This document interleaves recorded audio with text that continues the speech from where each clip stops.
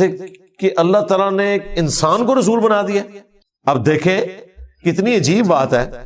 دو option تھے نا, یا فرشتہ رسول ہوتا یا انسان ہوتا. اگر فرشتہ رسول بنایا جاتا تو اللہ تعالیٰ فرماتا ہے کہ یہ پھر اسی مغالطے میں پڑ جاتے.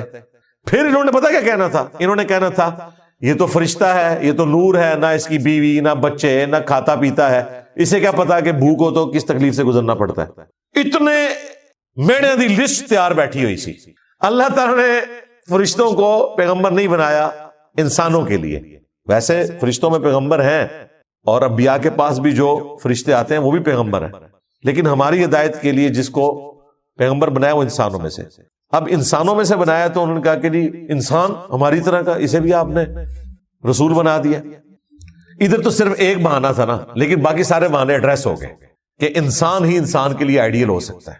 انسان جن تکلیف سے گزرتا ہے اس کے ماننے والے ایٹ لیسٹ یہ تسلی کر سکتے ہیں کہ ہمارے لیڈر کو بھی ان تکلیفوں سے گزرنا پڑا. نبی الاسلام کی 2 بیٹیوں کو ایک دن میں طلاق ہوئی, تکلیف سے گزرنا پڑا. خندق کے موقع کے اوپر صحابہ کرام نے بھوک کی وجہ سے ایک پتھر باندھا ہوا ہے پیٹ پہ, پیٹ کو تسلی دینے کے لیے. رسول اللہ نے 2 باندھے ہوئے. ٹھیک ہے, ساری تکلیفیں. بخاری مسلم میں آیا کہ مجھے تم میں سے 2 صحت مند جو مرد ہیں ان کے برابر اکیلے سر درد ہوتا ہے. نبی الاسلام کو سر درد اتنی تکلیف سے ہوتا تھا. ایک بندے کا سر درد بھی برداشت نہیں ہوتا, ڈبل کر دیا جائے تو آپ ذرا امیجن کر سکتے ہیں. احد کے موقع کے اوپر نبی الاسلام کے دانت شہید ہوئے, خون نکلا, بے ہوش ہو گئے, شہادت کی افواہ پھیل گئی. طائف کے موقع کے اوپر اتنا خون مبارک نکلا کہ مبارک جوتیاں خون سے بھر گئیں.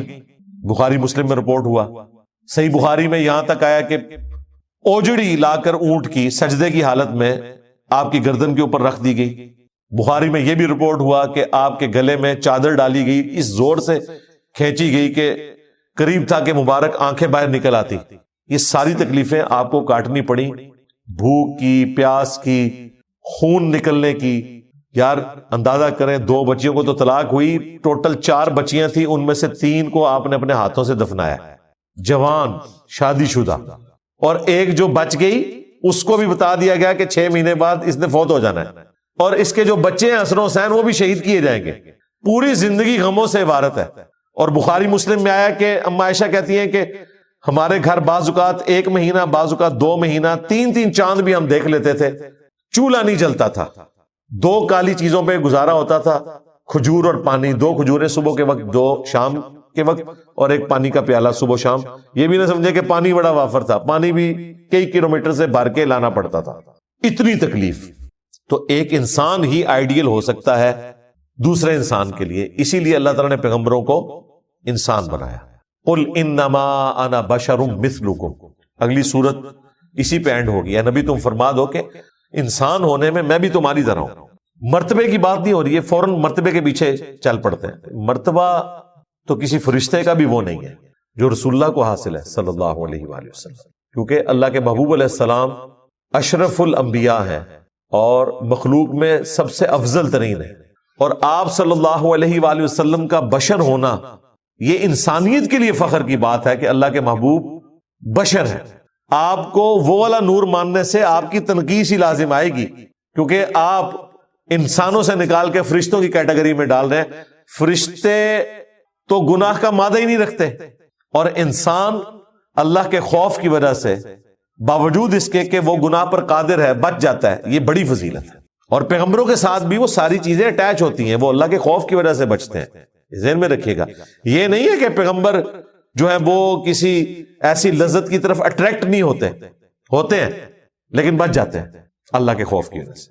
قرآن میں ہے اس عورت نے یوسف کا قصد کیا, یوسف بھی قصد کر لیتا اگر اپنے رب کی برہان نہ دیکھتا.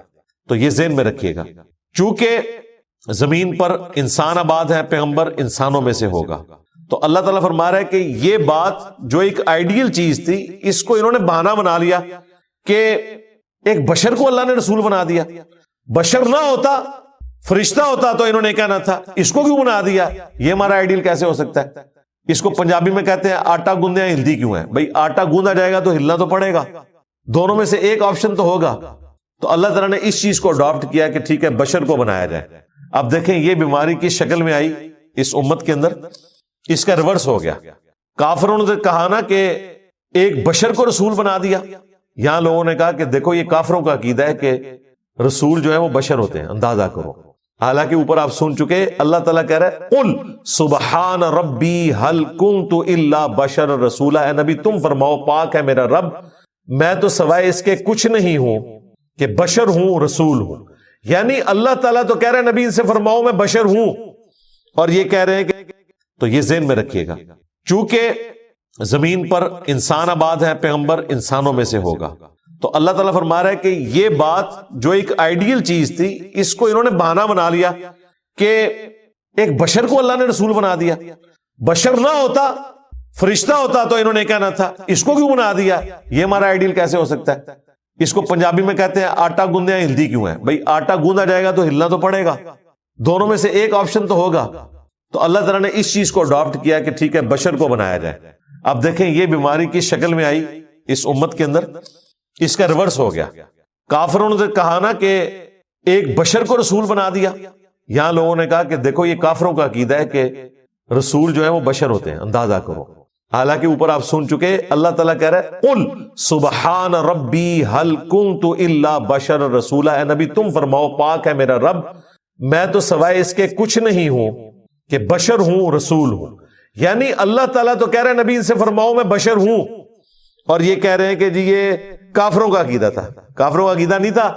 کافر اس اعتبار سے تو حق گو تھے کہ وہ مانتے تھے کہ یہ انسان ہے. انہوں نے کیا کہا کہ ہم نے تو نہیں ماننا, لہذا نبی الاسلام کو نور من نور اللہ کہہ دو. بیماری ایک ہی ہے. کافروں نے کہا کہ اس لیے نہیں مان رہے کہ یہ بشر ہے, مسلمانوں نے کہا کہ ہم بشر اس لیے نہیں مان رہے کہ فضیلت کم ہو جائے گی, لہذا یہ کافروں کا عقیدہ ہے کہ یہ بشر ہے, بشریت سے باہر نکال دو ان کو. اور وہ حدیث مسند احمد کی لے کے آتے ہیں کہ نبی الاسلام نے کہا کہ میں اللہ کے ہاں خاتم النبیین اس وقت لکھا ہوا تھا جب آدم علیہ السلام ابھی روح اور جسم کے درمیان تھے. اللہ کے ہاں ہمیشہ سے ظاہر ہے پیغمبر ہوتا ہے. میں دعائے ابراہیم ہوں, میں عیسیٰ کی بشارت ہوں, میں اپنی ماں کا وہ خواب ہوں جو انہوں نے میری پیدائش کے وقت دیکھا کہ ان کے لیے ایک نور ظاہر ہوا جس سے شام کے محلات بھی روشن ہو گئے.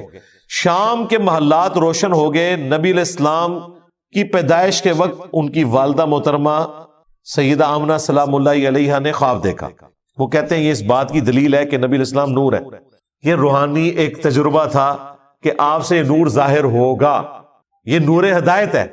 قرآن میں بھی آیا قد جاءکم من اللہ نور و کتاب مبین, بے شک تمہارے پاس اللہ تعالیٰ کی طرف سے ایک نور اور روشن کتاب آ گئی.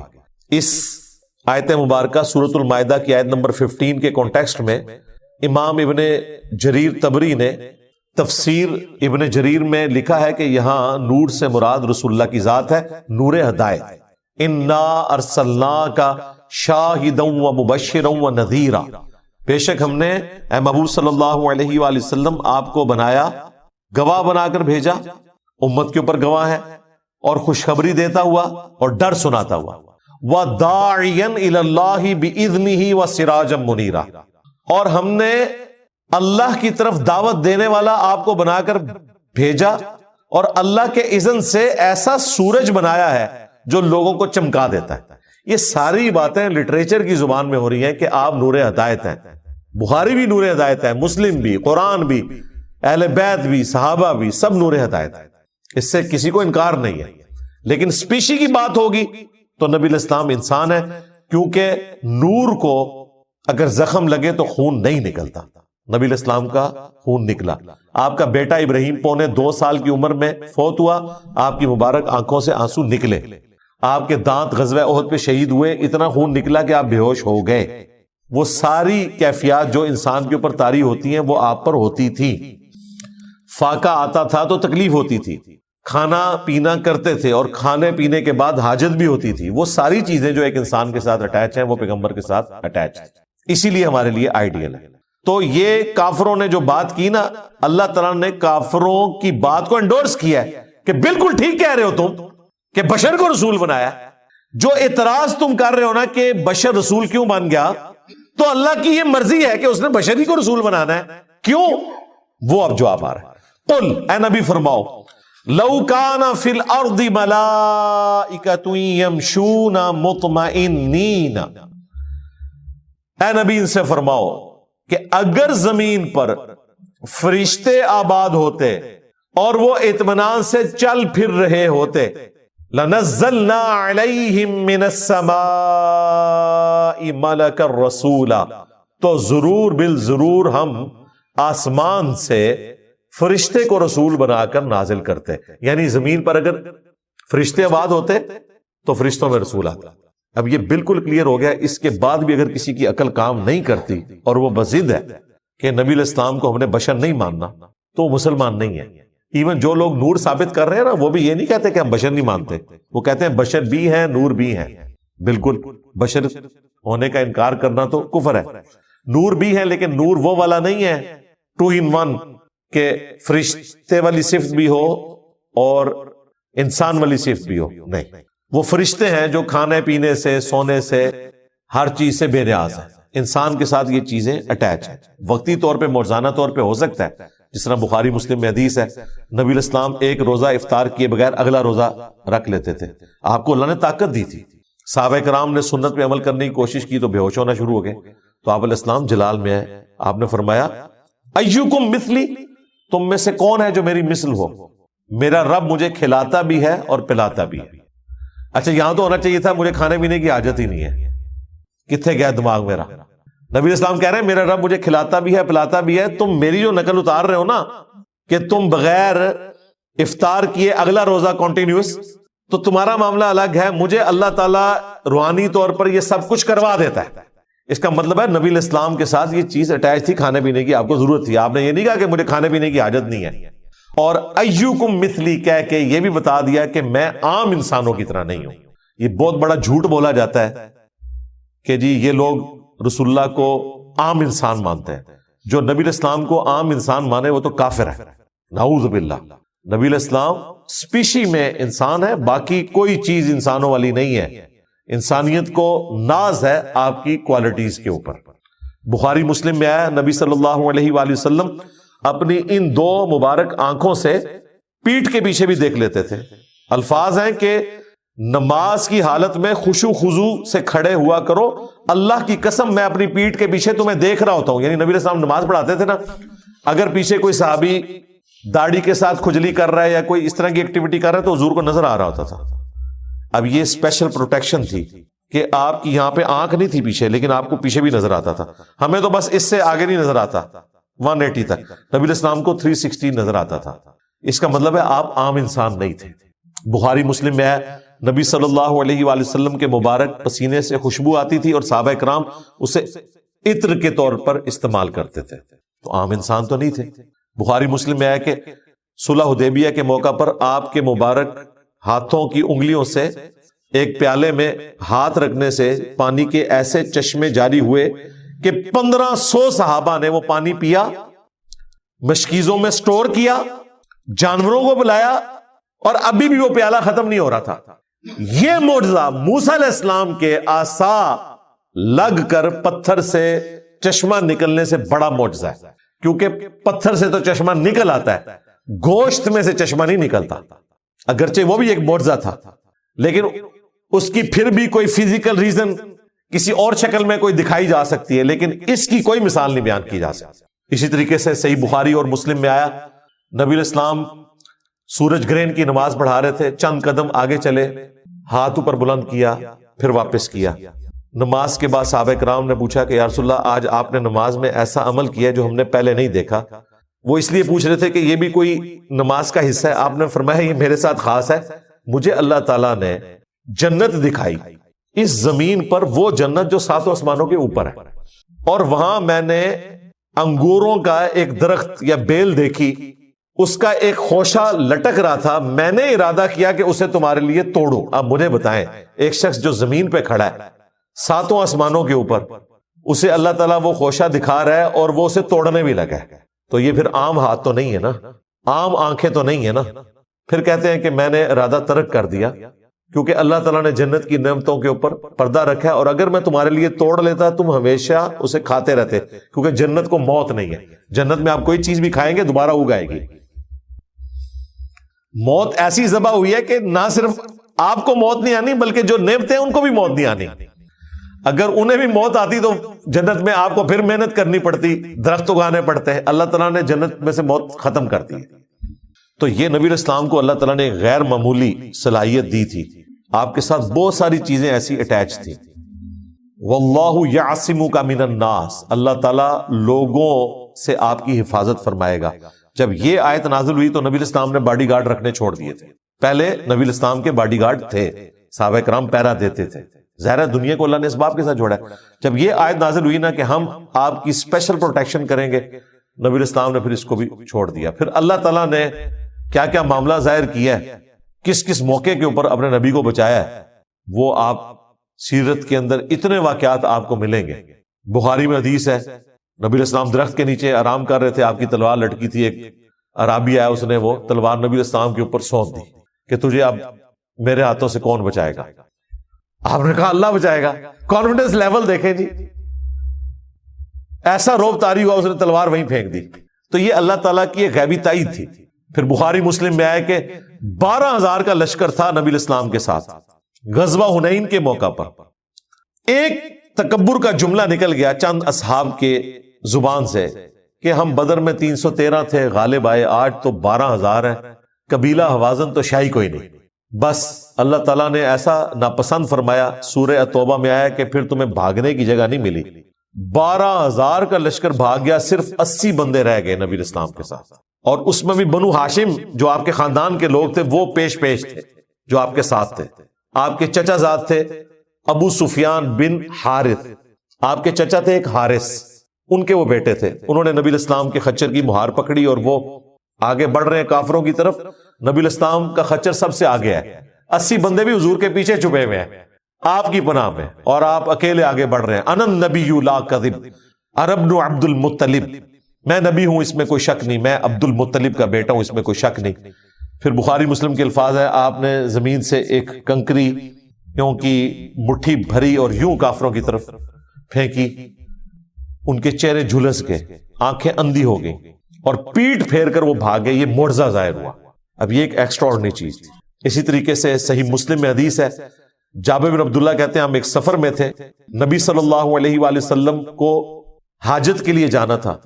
تو آپ علیہ السلام 2 درختوں کے پاس گئے اور ان کی شاخوں کو یوں پکڑا جس طرح کسی جانور کا کان پکڑا جاتا ہے نا, اور کہا کہ تم اللہ کے نبی کے لیے جمع ہو جاؤ. تو وہ 2 درخت جڑوں سمیت چلتے ہوئے اکٹھے ہوئے, ان کے پیچھے نبی علیہ السلام نے رفع حاجت کی, اور جب آپ فارغ ہوئے تو وہ دوبارہ درخت واپس چلے گئے. یہ مسلم شریف میں حدیث ہے. بخاری مسلم میں حدیث ہے کہ مدینہ شریف میں قحط کی صورتحال تھی. ایک صحابی جمعے کے خطبے میں کھڑے ہوئے اور کہا یا رسول اللہ ہمارے جانور بھی ہلاک ہو گئے, آپ ہمارے لیے دعا کریں کہ اللہ تعالیٰ ہمیں بارش دے. نبی علیہ السلام نے دعا فرمائی. صحابہ اکرام کہتے ہیں ہم جاتے ہوئے دھوپ میں گئے تھے, واپسی پر بارش ہو رہی تھی, اور اتنی بارش ہوئی کہ پورا ہفتہ بارش ہوتی رہی, حتیٰ کہ اگلے جمعے میں وہی شخص دوبارہ کھڑا ہوا. اس نے کہا یا رسول اللہ بس بہت بارش ہو گئی, اب آپ دعا یہ کریں کہ صرف ہماری زمینوں پر بارش ہو, ہمارے گھر ٹپکنا شروع ہو گئے. بخاری کے الفاظ ہیں نبی علیہ السلام نے چہرہ اقدس اوپر اٹھایا اور یوں انگلی سے اشارہ فرمایا تو وہ بادل چھٹنا شروع ہو گئے اور مدینہ شریف کے رہائشی علاقے سے دور ہو گئے. پہلے یہ ہوتا تھا نا کہ رہائشی علاقے سینٹر میں ہوتے تھے, سائڈ پہ زمینیں ہوتی تھی. یہ معجزہ ظاہر ہوا. اسی طریقے سے بخاری مسلم میں حدیث ہے, حضرت ابو ہریرہ رضی اللہ تعالیٰ عنہ نے شکایت کی, یا رسول اللہ آپ سے سنتا ہوں کچھ چیزیں یاد رہتی ہیں, کچھ بھول جاتا ہوں, میرے لیے دعا فرمائے. آپ نے فرمایا چادر اپنی بچھا. چادر زمین پر بچھائی. نبی علیہ السلام نے بس ہوا میں یوں کیا اور اس چادر میں یوں رکھا اور فرمایا اسے اپنے سینے سے لگا لو. سینے سے لگایا. وہ کہتے ہیں اللہ کی قسم اس کے بعد میں کوئی چیز جو رسول اللہ سے سنتا تھا کبھی نہیں بھولا. آپ کو یاد نہیں رکھنی پڑتی تھی, یہ معجزہ تھا نبی علیہ السلام نے. اب یہ جو معجزات میں بھی ما فوق الفطرت یا ما فوق الاسباب اور ما تحت الاسباب کی بات کرتے ہیں, کریمنگ پاور کسی کو دینا یہ تو اسباب میں بھی داخل نہیں ہے, یہ اللہ تعالیٰ نے معجزہ ظاہر کیا. اسی طریقے سے بخاری مسلم میں آیا کہ شروع میں نشانی کے طور پر نبی صلی اللہ علیہ وآلہ وسلم نے مشرکین عرب کے لیے اللہ کے حضور جب دعا کی تو ہیرا پہاڑ کے دائیں اور بائیں چاند کے 2 ٹکڑے ہو گئے. اور یہ وہ معجزہ ہے جو قرآن میں بھی سورۃ القمر کے سٹارٹ میں ذکر ہوا ہے کہ قریب آ گئی قیامت اور چاند 2 ٹکڑے ہو گیا. دلائل النبوہ امام بیہقی کی کتاب ہے جس میں یہ سارے معجزات ایک جگہ جمع ہوئے ہیں جو بخاری مسلم باقی کتابوں میں آئے ہیں. اور مشکات کی 3ری جلد میں اگر آپ چلے جائیں نا تو جتنے میں نے آپ کو معجزات سنائے ہیں نا یہ سارے وہاں موجود ہیں, کوئی مسنگ نہیں ہے, اس سے زیادہ ہیں. کئی واقعات ہیں بخاری مسلم میں جو مشکات کی 3ری جلد میں آپ کو اس چیپٹر میں ملیں گے کہ 10 بندوں کا کھانا تھا, نبی علیہ السلام نے دعا فرمائی, اپنا لعاب دہن ڈالا, 300 بندہ کھا گیا, سالن بھی اتنا ہے, اور جو آٹا گوندا گیا تھا جس میں سے روٹیاں نکالی جا رہی تھی بس نبی علیہ السلام نے کہا اس سے پردہ نہیں ہٹانا, وہ اتنے کا اتنا رہا.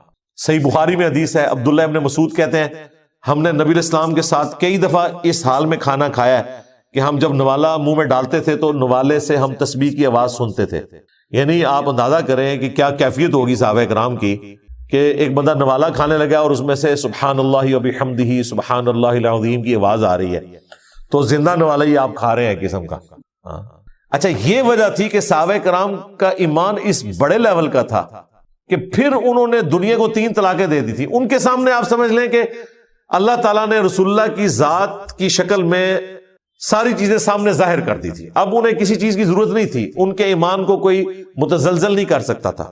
آخرت کے حوالے سے یہ ہو سکتا تھا کہ کبھی دنیا کی محبت میں مغلوب ہو جائیں کوئی, لیکن وہ والا معاملہ ان کے ساتھ نہیں ہوا جو کمیٹڈ ساتھی تھے. اسی لیے حضور نے کہا تھا مجھے تم سے یہ خطرہ نہیں کہ تم میرے پاس شرک کرو. ہاں یہ خطرہ ہے, بخاری مسلم کے الفاظ ہے کہ دنیا کے مال میں پھنس جاؤ گے اور دنیا کی مال کی محبت میں ایک دوسرے کو قتل کرو گے اور تم بھی تباہ و برباد ہو جاؤ گے جس طرح اگلے. یعنی یہ گریجولی کام ہوگا. شرک کی مجھے امید نہیں ہے, لیکن دنیا کی محبت, مال کی محبت یہ ہوگا, اور وہ ہم نے دیکھا. پھر وہ سٹارٹ ہوا ہے جنگ جمل صفین نہروان سے اور اینڈ کربلا کے اوپر, اور امت 2 ٹکڑے ہو گئی.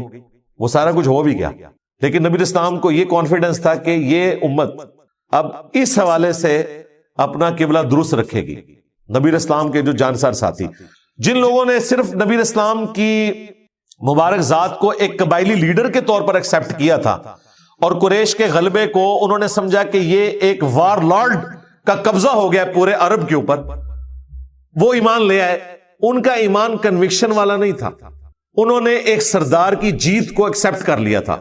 اذا جاء نصر اللہ والفتح ورأیت الناس يدخلون فی دین اللہ افواجا.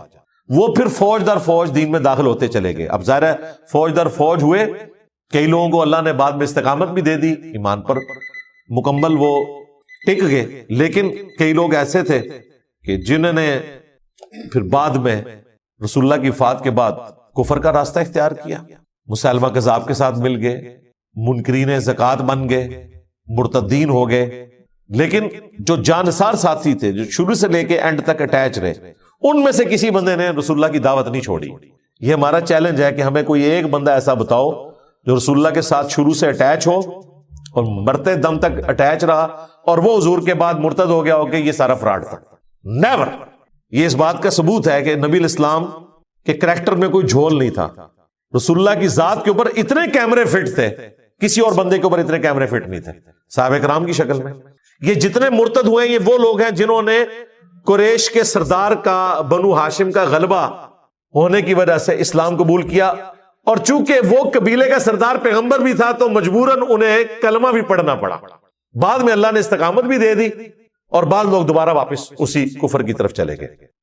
لیکن رسول اللہ کے بعد بھی آپ دیکھیں کہ لوگوں نے دعوی نبوت کیا ہے. اسی لیے حضرت ابوبکر صدیق رضی اللہ تعالیٰ عنہ نے ایک دفعہ صحابہ کرام سے کہا کہ دیکھو حضور کی دعوت کی برکت کہ شرک کیسا سرزمین عرب سے ختم ہوا ہے کہ حضور کے جانے کے بعد لوگ کافر ہو رہے ہیں لیکن مشرک نہیں ہو رہے. دعوی نبوت کر رہے تھے, بتوں کی پوجا دوبارہ نہیں کی انہوں نے. یعنی جو دعوی نبوت کرنے والے تھے وہ کہہ رہے تھے ہم اللہ کی طرف سے آئے, یعنی بت سارے فارغ ہو گئے. تو اتنی برکت ضرور ظاہر ہوئی اس حوالے سے کہ جو لوگ مرتد بھی ہوئے ایٹ لیسٹ انہوں نے خدا کا انکار نہیں کیا, بت پرستی کی طرف نہیں گئے. اور رہے یہ لوگ, ان کے بارے میں حضور نے پہلے ہی بتا دیا تھا. المستدرک للحاکم میں حدیث ہے, سنن دارمی میں موجود ہے, نبی الاسلام نے آیت تلاوت کی اذا جاء نصر اللہ والفتح ورأیت الناس يدخلون فی دین اللہ افواجا, اور پھر فرمایا ان قریب میری وفات کے بعد بھی لوگ اسی طریقے سے گروہ در گروہ دین چھوڑ بھی جائیں گے. لیکن دوسری طرف صحابہ کرام کی مختصر جماعت اتنی کانفیڈنٹ، پیرلل میں نہ صرف حضرت ابوبکر صدیق رضی اللہ تعالیٰ عنہ نے عرب کے انٹرنل فتنوں کے اوپر قبضہ پایا، منکرین زکوٰۃ ہو، مسلمہ کذاب ہو، بلکہ پیرلل میں رومنس کی طرف بھی فوجیں بھیجی، پرشینز کی طرف بھی. 2.5 سالوں کے اندر اتنا کچھ کر دکھایا کہ حضرت عمر کے دور تک معاملات بالکل سیدھے ہو چکے تھے. جنگ قادسیہ اور یرموک اسی سال ہوئی ہے جس سال حضرت ابوبکر فوت ہوئے ہیں. یہ نہ سمجھے کہ حضرت عمر نے کوئی 8-10 سال محنت کی ہے تو یہ رومنز اور پرشینز گرے ہیں. یہ تو تاج ان کے سر پہ سج گیا نا. ادروائز آدھا پرشیا تو فتح ہو چکا تھا حضرت ابوبکر کے دور میں، اور رومن امپائر کی طرف بھی حضرت ابوبکر نہیں بھیجی تھی. اسی سال اگست کے مہینے میں ہوئی ہے جنگ یرموک، اور دسمبر میں جا کے جنگ قادسیہ ہوئی ہے 13 ہجری کے اندر. اور حضور کی وفات کب ہوئی ہے؟ 11 ہجری کے سٹارٹ میں. 13 ہجری کا مطلب ہے کہ 13 سالوں میں سپر پاورز گر گئی. اور اس سے پہلے بھی مکے میں 13 سال ہی تھے حضور کے، اس میں صرف 125 بندے مسلمان تھے، اور اگلے 13 سال میں سپر پاورز بھی گر گئی. اور یہ حضور کو بتایا گیا تھا، مسلم میں حدیث ہے کہ مجھے خواب میں اللہ تعالیٰ نے دکھایا کہ زمین